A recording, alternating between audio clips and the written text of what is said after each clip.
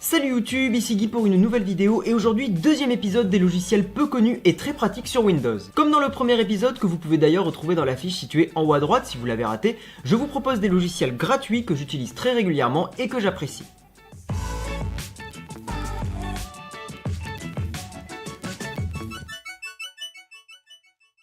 Le premier logiciel s'appelle Rainmeter et il permet de personnaliser complètement votre bureau. Après installation, vous aurez des widgets par défaut qui vont s'afficher. Personnellement, je les trouve pas hyper classe, ils sont un peu vieillots, donc on va changer ça tout de suite. Il vous suffit pour cela de chercher sur le net des thèmes au format RMskin. Il y a plein de gens qui en proposent. Comme vous pouvez le voir, celui que j'utilise propose des widgets au look Windows 10 qui affichent des infos sur mon PC, qui me permettent de contrôler ma musique, le volume, etc. Il existe un autre thème que j'aime bien qui s'appelle NXTOS 3 et qui change complètement l'apparence de votre bureau. Alors pour cette vidéo, je vais malheureusement pas rentrer dans les détails parce que ça serait trop long et c'est pas le but, mais je vous mets le lien vers Rainmeter et les deux skins dans la description.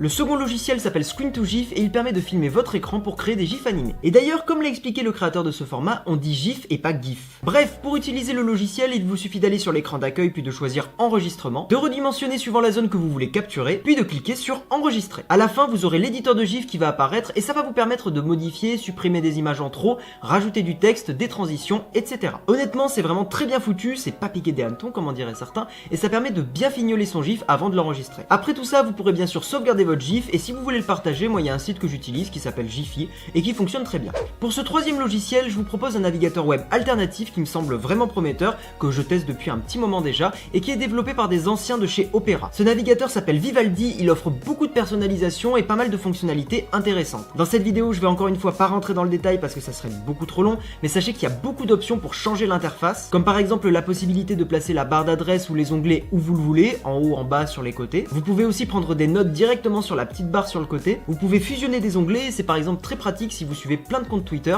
Vous pouvez tout regrouper en un seul onglet et ça évite de prendre trop de place. Vous pouvez aussi créer des mini web apps toujours grâce à cette barre sur le côté. En fait, vous ajoutez un site en raccourci et par exemple sur Twitter, ça met directement la version mobile et ça permet d'avoir son flux d'actualité, son fil Twitter en permanence affiché. Un gros point positif du logiciel, c'est qu'il utilise le même moteur que Chrome, donc pas de souci de compatibilité avec certains sites et surtout vous pouvez utiliser les extensions de Chrome sur Vivaldi. Par contre pour moi le seul défaut de ce navigateur, ce qui peut en rebuter pas mal d'entre vous, c'est qu'il n'y a pas de système de synchronisation des marque-pages. Si vous avez un PC au boulot, vous utilisez Vivaldi là-bas et vous avez un PC chez vous et vous utilisez aussi Vivaldi, vous pouvez pas synchroniser vos marque-pages entre et je sais que chez beaucoup de personnes ça peut les déranger.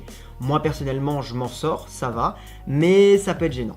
Dans le premier épisode, je vous avais parlé de Ditto, un petit logiciel qui permet d'enregistrer tout ce que vous copiez ou coupez sur votre PC. J'ai trouvé récemment une alternative qui fait exactement la même chose, qui s'appelle OneClipboard, mais elle est surtout développée avec des technologies plus modernes et elle est plus jolie. Sur ce petit outil, vous retrouverez donc votre historique, logiquement, tout ce que vous avez coupé ou copié, la liste des éléments que vous avez mis en favori, une recherche et des options. Personnellement, j'ai configuré un raccourci clavier, CTRL F12 pour ceux qui veulent savoir, pour ouvrir directement OneClipboard, puis juste après vous appuyez sur S, ça ouvre la recherche et ça me permet de chercher dans mon presse-papier. Vous avez aussi une fonction qui permet de synchroniser vos sauvegardes avec votre compte Google, ce qui peut être pratique si vous changez de PC et que vous voulez pas perdre tout ce que vous avez enregistré. Et on garde le meilleur pour la fin avec Everything, un petit logiciel qui permet de faire des recherches très rapides sur tous vos disques durs et tous vos SSD. Quand vous installez le logiciel, laissez tous les paramètres d'installation par défaut. Au démarrage, le logiciel va commencer à indexer tous vos fichiers et même moi qui ai plusieurs disques durs et plusieurs SSD, ça a pris moins de 5 minutes. Dès que l'indexation est terminée, allez dans Outils, Options et Raccourcis clavier. Commencez par supprimer le raccourci déjà existant, faites Ajouter, choisissez utiliser le raccourci pour édition de la recherche et à ce moment-là, faites votre raccourci clavier. Par exemple, pour moi, c'est CTRL F11. Appliquez, fermez tout et maintenant, en faisant votre raccourci clavier, vous pouvez trouver des fichiers sur votre PC ultra rapidement et surtout beaucoup plus rapidement que la recherche Windows de base.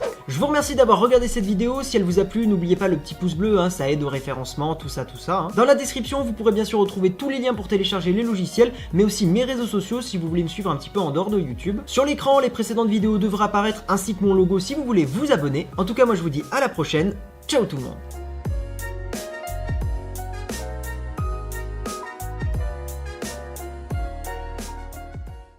Salut YouTube, ici Guy pour une nouvelle vidéo et aujourd'hui deuxième épisode des logiciels peu connus et très pratiques sur Windows. Comme dans le premier épisode que vous pouvez d'ailleurs retrouver dans la fiche située en haut à droite si vous l'avez raté, je vous propose des logiciels gratuits que j'utilise très régulièrement et que j'apprécie.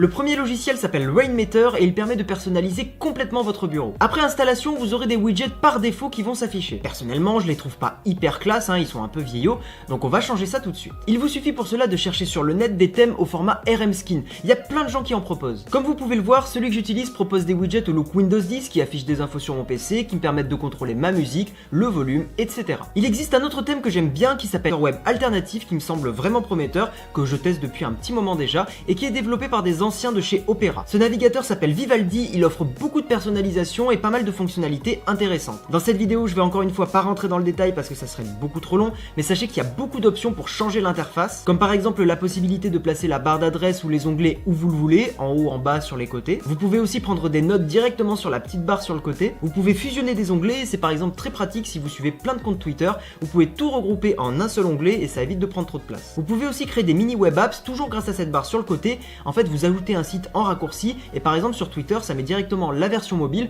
et ça permet d'avoir son flux d'actualité, son fil Twitter, en permanence affiché. Un gros point positif du logiciel, c'est qu'il utilise le même moteur que Chrome, donc pas de souci, le NXT-OS 3 et qui change complètement l'apparence de votre bureau. Alors pour cette vidéo, je vais malheureusement pas rentrer dans les détails parce que ça serait trop long et c'est pas le but, mais je vous mets le lien vers Rainmeter et les deux skins dans la description. Le second logiciel s'appelle Screen2GIF et il permet de filmer votre écran pour créer des gifs animés. Et d'ailleurs, comme l'a expliqué le créateur de ce format, on dit GIF et pas GIF. Bref, pour utiliser le logiciel, il vous suffit d'aller sur l'écran d'accueil puis de choisir Enregistrement, de redimensionner suivant la zone que vous voulez capturer, puis de cliquer sur Enregistrer. À la fin, vous aurez l'éditeur de GIF qui va apparaître et ça va vous permettre de modifier, supprimer des images en trop, rajouter du texte, des transitions, etc. Honnêtement, c'est vraiment très bien foutu, c'est pas piqué des hannetons comme en diraient certains, et ça permet de bien fignoler son GIF avant de l'enregistrer. Après tout ça, vous pourrez bien sûr sauvegarder votre GIF et si vous voulez le partager, moi il y a un site que j'utilise qui s'appelle Giphy et qui fonctionne très bien. Pour ce troisième logiciel, je vous propose un navigateur de compatibilité avec certains sites et surtout vous pouvez utiliser les extensions de Chrome sur Vivaldi. Par contre pour moi le seul défaut de ce navigateur, ce qui peut en rebuter pas mal d'entre vous, c'est qu'il n'y a pas de système de synchronisation des marque-pages. Si vous avez un PC au boulot, vous utilisez Vivaldi là-bas et que vous avez un PC chez vous et vous utilisez aussi Vivaldi, vous pouvez pas synchroniser vos marque-pages entre et je sais que chez beaucoup de personnes ça peut les déranger. Moi personnellement je m'en sors, ça va, mais ça peut être gênant.